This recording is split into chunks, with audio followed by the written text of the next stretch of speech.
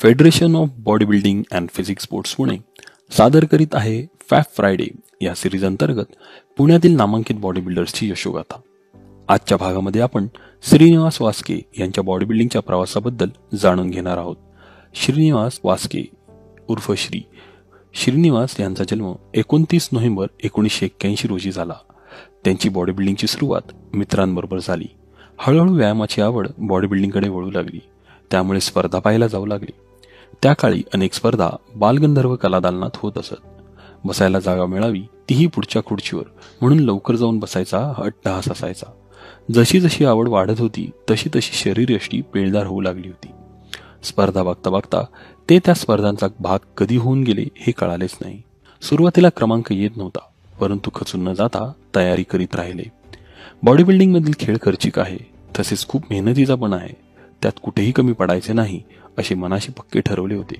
त्यामुळे घरची परिस्थिती गरिबीची असल्याने पोषक आहार नसतानाही केवळ मेहनतीच्या जोरावर त्यांनी बॉडी बिल्डिंगमध्ये यश संपादन केले.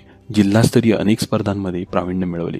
राज्यस्तरीय राष्ट्रीय स्पर्धांपर्यंत त्यांनी मजल मारली. पुणेश्री, महाराष्ट्रश्री, पश्चिम महाराष्ट्रश्री, भारतश्री अशा स्पर्धांमध्ये चमकत असताना त्यांनी मिस्टर आशिया जी भूतान येथे होणार होती त्या स्पर्धेसाठी भारतीय संघात निवड झाली आणि त्या स्पर्धेत ब्रॉन्झ मेडल पटकावले. ऊर आनंदाने भरून आला होता, कारण भारताचा तिरंगा खांद्यावर घेता येणार होता. तो अविस्मरणीय क्षण अनुभवत होते. परंतु एक खंत मनात होती. जर सुवर्ण पदक मिळाले असते तर राष्ट्रगीत लागले असते.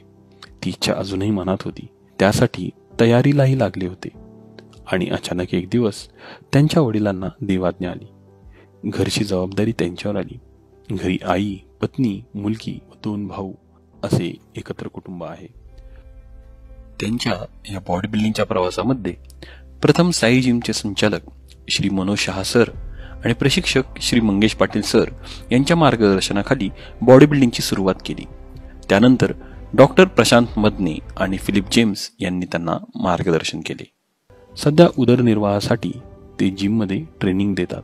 नवीन खेळाडूंना व्यायामाचे आणि आहाराचे मार्गदर्शन करतात. बॉडी बिल्डिंगमध्ये येणाऱ्या तरुण पिढीला ते एकच संदेश देतात की हा खेळ खर्चिक, मेहनतीचा आहे, परंतु मेहनतीशिवाय सहज काही मिळत नाही. जेवढी मेहनत कराल तेवढी उंचीची शिखरे गाठाल. खडतर प्रवास करून इथपर्यंत प्रवास केला.